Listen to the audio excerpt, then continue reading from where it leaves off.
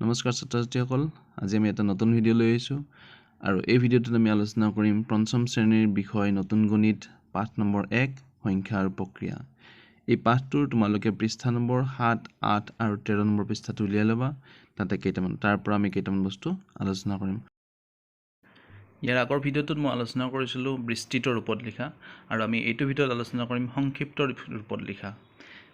সংক্ষিপ্ত ৰূপত লিখিবৰ কাৰণে আমি এটা উদাহৰণ লৈছোঁ। উদাহৰণটোত আছে 800 + 80 + 9। এতিয়া ইয়াতে চাওঁ যে 9 সংখ্যাটো ক'ত আছে। 9 হৈছে একক, 80 অৰ্থাৎ 8 দশক আৰু 800 অৰ্থাৎ 8 শতক। গতিকে আমি এই সংখ্যাটোক এনেদৰে লিখিব পাৰোঁ, 9টো এককৰ ঘৰত, 8টো দশকৰ ঘৰত আৰু এটা 8 শতকৰ ঘৰত।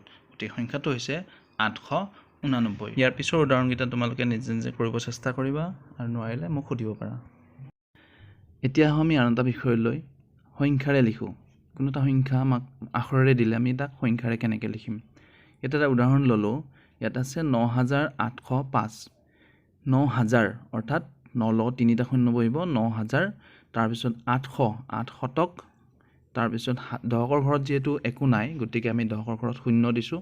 তাৰপিছত এককৰ ঘৰৰ সংখ্যা আছে 5। গতিকে আমি সংখ্যাটো এনেদৰে লিখিব পাৰোঁ, 9805 অৰ্থাৎ 9805। এইটো হৈছে সংখ্যাটো। ঠিক তেনেকৈ আমি আৰু এটা উদাহৰণ লৈছোঁ 35092।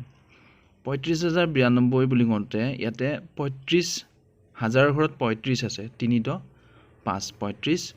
35000 যোগ 1000, শতকৰ ঘৰত যিহেতু একো নাই, গতিকে শতকৰ ঘৰত মই 0 দিছোঁ। আৰু 92 বুলি কওঁতে 9 × 2, গতিকে 90, 9 অৰ্থাৎ 90 যোগ 2 অৰ্থাৎ 35092। আমি লিখিব লাগিলে 35092, 92। এনেকৈ তোমালোকে বাকীকেইটা কৰিব চেষ্টা কৰিবা। এতিয়া আহিছোঁ আমি আখৰেৰে লিখোঁ আহা। আখৰেৰে লিখিবৰ কাৰণে আমি চাব লাগিব যে সংখ্যাটোত হাজাৰ ঘৰত কি আছে। এতিয়া আমি সোঁফালৰ পৰা হিচাপ কৰি যাম, একক, দশক, শতক, হাজাৰ অৰ্থাৎ হাজাৰ ঘৰত আছে 15, গতিকে হ'ব 15000।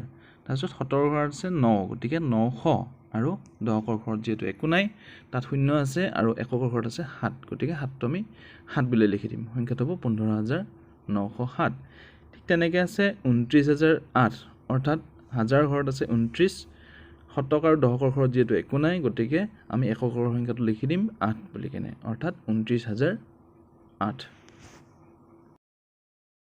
এতিয়া আমি আলোচনা কৰিব ওলাইছোঁ 5টা অংক বিশিষ্ট আটাইতকৈ ডাঙৰ সংখ্যা আৰু আটাইতকৈ সৰু সংখ্যাটো লিখা। এতিয়া আমি জানো যে আটাইতকৈ সৰু সংখ্যা লিখিলে আমি প্ৰথমতে সৰু অংকটো দিব লাগিব আৰু লাহে লাহে ডাঙৰ অংকলৈ যাব লাগিব। ঠিক তেনেকৈ ডাঙৰ সংখ্যাটো লিখিব লাগিলে প্ৰথমে ডাঙৰ অংকটো দিব লাগিব, তাৰপিছত লাহে লাহে ইয়াৰ পিছলৈ আমি সৰু অংকবিলাক দি যাম। এতিয়া আমি ইয়াৰ পিছৰটো উদাহৰণ হিচাপে লৈছোঁ। ইয়াত অংককেইটা আছে 6, 0, 7, 2 আৰু 4। ইয়াত আটাইতকৈ সৰু অংকটো কোনটো? 0।